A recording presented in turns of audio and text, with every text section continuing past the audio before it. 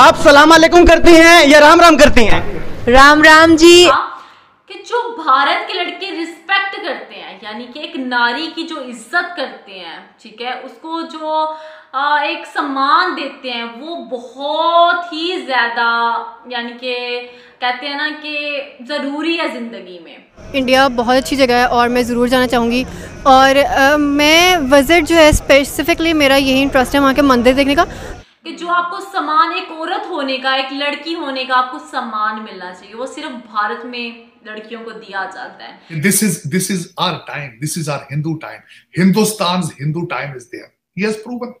तो जब हम स्कूल जाते तो सबसे पहली चीज जो मुझे सिखाई गई थी, मुझे आई स्टिल रिमेम्बर कि भारत हमारा दुश्मन है। सनातन धर्म के बारे में ये चीज सीखने को मिली कि सनातन धर्म ही सत्य है, यानी कि जो चीज सत्य है वो सनातन धर्म। तो इंडिया आप गई हैं, आपने विजिट किया है, कैसा एक्सपीरियंस रहा, कितना मजा आया, क्या क्या एंजॉय किया, क्या क्या देखा? इंडिया का एक्सपीरियंस बहुत अच्छा रहा और इंडिया में हर चीज़ डिफरेंट है। यहाँ पे जो है वो उस तरह से आज़ादी भी नहीं है। और अगर हम लोग ये बात करें कि यहाँ के जो मर्दों का माइंड सेट, मैं सबकी नहीं बात करी, मैं कुछ लोगों की ऐसी बात करी जिनकी सोच बहुत ज़्यादा टिपिकल है, यानी कि आजकल के टाइम में भी लड़कियों को घरों से नहीं निकलने दिया। जय हिंद दोस्तों भारतीय संस्कृति इतनी ज्यादा महान है कि जिसकी वजह से भारतीय महिलाओं और पुरुषों को दुनिया भर में इज्जत की नजरों से देखा जाता है और भारतीय लोगों को तो बहुत ही ज्यादा महान व्यक्ति माना जाता है। तो भारत के लड़के रिस्पेक्ट करते हैं, यानी कि एक नारी की जो इज्जत करते हैं, ठीक है, उसको जो एक सम्मान देते हैं, वो बहुत ही ज्यादा, यानी कि कहते हैं ना कि जरूरी है जिंदगी में। कि जो आपको सम्मान एक औरत होने का, एक लड़की होने का आपको सम्मान मिलना चाहिए, वो सिर्फ भारत में लड़कियों को दिया जाता है। यहाँ पे जो है वो उस तरह से आज़ादी भी नहीं है। और अगर हम लोग ये बात करें कि यहाँ के जो मर्दों का माइंड सेट, मैं सबकी नहीं बात करी, मैं कुछ लोगों की ऐसी बात करी जिनकी सोच बहुत ज़्यादा टिपिकल है, यानी कि आजकल के टाइम में भी लड़कियों को घरों से नहीं निकलने दिया जाता, लड़कियों को घरों में कैद किया जाता है, उनकी किसी राय की अहमियत, किसी बात की अहमियत नहीं है, उनको कोई अहमियत दी नहीं जाती, उनसे घर के मामलात में या किसी भी बात यानी कि पॉइंट पे बात ही नहीं की जाती, उनकी राय ही नहीं ली जाती। अब दरअसल हाल ही में उत्तर प्रदेश के मुरादाबाद के दिवाकर, जो कि पेशे से एक यूट्यूबर हैं, तो उनको इंस्टाग्राम पर ईरान की एक 24 साल की लड़की फैजा से प्रेम हो गया और यह प्रेम संबंध इतना ज्यादा आगे बढ़ गया कि जिसकी वजह से फैजा अपने पिता के साथ 20 दिनों के वीजा पर भारत आई हैं और वह मुरादाबाद में दिवाकर के घर पर ठहरी हुई हैं। दिवाकर और फैजा के बीच में सगाई कार्यक्रम हो चुका है और बहुत ही जल्द शादी भी होगी। आपको बता दें कि दिवाकर और फैजा ने अपने सगाई कार्यक्रम में भारत और ईरान का झंडा भी लगाया था, जो कि इन दोनों देशों के अच्छे संबंध को दर्शाता है। फैजा और दिवाकर की शादी के लिए जो ईरान की कार्यवाही है वो सारी कंप्लीट हो चुकी है और अब भारत की कार्यवाही कंप्लीट हो रही है। आपको बता दें कि ये भारतीय संस्कृति और सनातन सभ्यता की महानता ही है, जिसकी वजह से दुनिया भर की लड़कियां आज के समय भारतीय लड़कों को पसंद कर रही हैं और उनके साथ शादी करना चाह रही हैं, क्योंकि उनको पता है कि सनातन धर्म का पालन करने वाले ज्यादातर लोग अच्छे होते हैं और वो जीवन भर उनका साथ देते हैं। ज्यादातर सनातनी पुरुष कभी भी किसी दूसरी महिला के साथ अपने संबंध नहीं बनाते हैं और हमेशा अपने विवाह के रिश्ते को पूरी ईमानदारी से निभाते हैं। और इन्हीं सभी कारणों की वजह से विदेशों में भारतीय लड़के, खास करके सनातनी लड़कों को बहुत ही ज्यादा पसंद किया जा रहा है, जो कि एक बहुत जरूरी बात है। लेकिन अगर यही बात करें हम भारत में, तो वहाँ के लड़के जो है वो एक इज्जत तो देते ही देते हैं।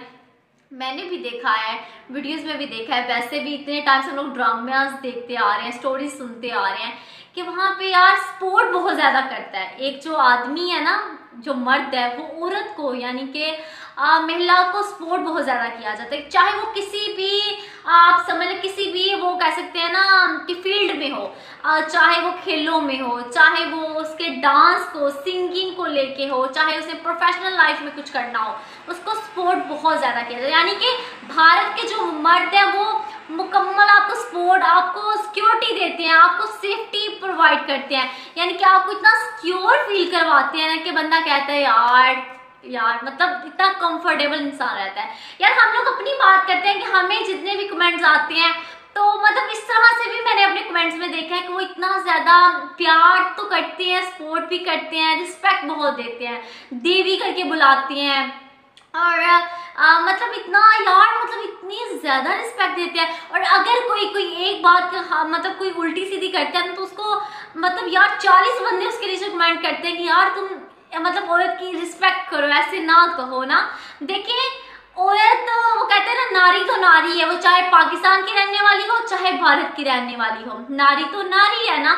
औरत तो औरत है, औरतें पाकिस्तान में भी औरतें भारत के, लेकिन उनकी रिस्पेक्ट करना जिस तरह से। तो मैं 2004 से लेके 2005 तक मतलब 1 साल मैं स्विट्जरलैंड जिनेवा में रहा।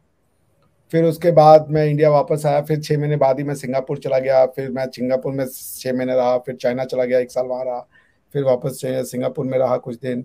फिर इंडिया वापस आ गया। फिर उसके बाद मैं यहाँ तो 3 साल रहा। फिर उसके बाद वापस मैं जर्मनी चला गया अपनी PhD करने। तो फिर मैं जर्मनी, इजराइल, बहुत से देशों में घूमता ही रहा। फिर मैंने फाइनली मेरी जॉब लगी एज अ लेक्चरर, जो मेरा लास्ट जॉब था एक ब्रिटिश यूनिवर्सिटी में एज अ लॉ प्रोफेसर मैं पढ़ा रहा था। तो I was doing very well. फिर मुझे यहाँ पे इंडिया में एक बार काउंसिल ने नई यूनिवर्सिटी खोली है, उन्होंने कहा कि आप इंडिया में आइए और बच्चों को पढ़ाइए, and it's we will give you a lot of time to research and all. तो मैंने कहा श्योर आई विल कम। तो फिर मैंने अपनी ब्रिटिश प्रोफेसरशिप छोड़ दी और मैं इंडिया में आकर एक प्रोफेसर बना गया। बस that's I know that feeling, I can only understand. I mean कैसा लगता है जब हम बाहर थोड़े दिन भी रहते हैं तो फिर वो होम सिक का जो फीलिंग होता है ना वो आने लग जाता है। And I think the same has happened. So चलो good, you have come back. And यहाँ पर मुझे अभिषेक आपसे यही पूछना है, यू बीइंग अ लॉ का professor, how do you see, like हम कहते हो कि हमारे इंडिया में everybody has got freedom of speech.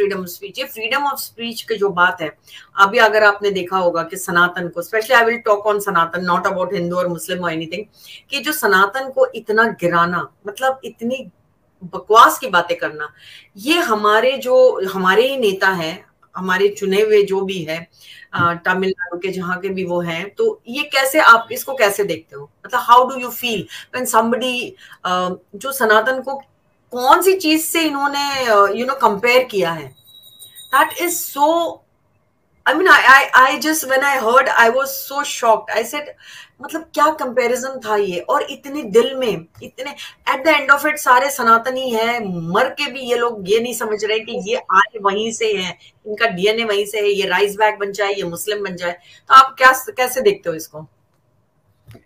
आप बेसिकली लोग समझ नहीं रहे हैं जो वो एक स्पीच, जो स्टेटमेंट दी गई उदयनिधि स्टालिन के द्वारा, फिर उसके बाद ए राजा ने उसमें और थोड़ा तड़का लगाया कि ये HIV है, एड्स है। उनकी जो सनातन की परिकल्पना या डेफिनेशन है उसको उन्होंने एक्सप्लेन किया। चिदम्बरम ने कहा कि उनके लिए, चिदम्बरम यानी कार्ति चिदम्बरम, P चिदम्बरम साहब के बेटे, उन्होंने कहा कि सनातन धर्म जो वो स्पीच दिया गया वहां पे सनातन का सिंपल मतलब था कि हायरार्की में कास्ट सिस्टम। बस अगर ये वो कह रहे हैं कि हायरार्की में कास्ट सिस्टम को वो सनातन कह रहे हैं, उसके अलावा वो सनातन, क्योंकि कार्ति चिदम्बरम साहब कह रहे हैं कि मेरी माँ तो सबसे ज्यादा मंदिर जाती है, मैं खुद बहुत रिलीजियस हूँ, टीका भी लगाए के बैठे हुए थे, वो बोले मैं मंदिर बहुत जाता हूँ। तो देखिए ये एक पॉलिटिकल स्टेटमेंट में, इसमें बहुत ज्यादा परेशान होने की जरूरत नहीं है।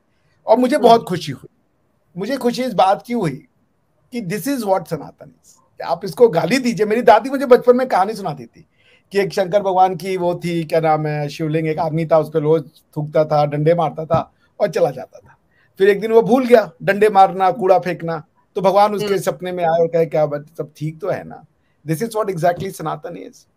सनातन आपको ये लिबर्टी देता है, और कौन ये लिबर्टी देता है? सनातन इसे लिबर्टी देता है। नहीं, फिर मैं यहाँ पर फिर लड़ पड़ूंगी।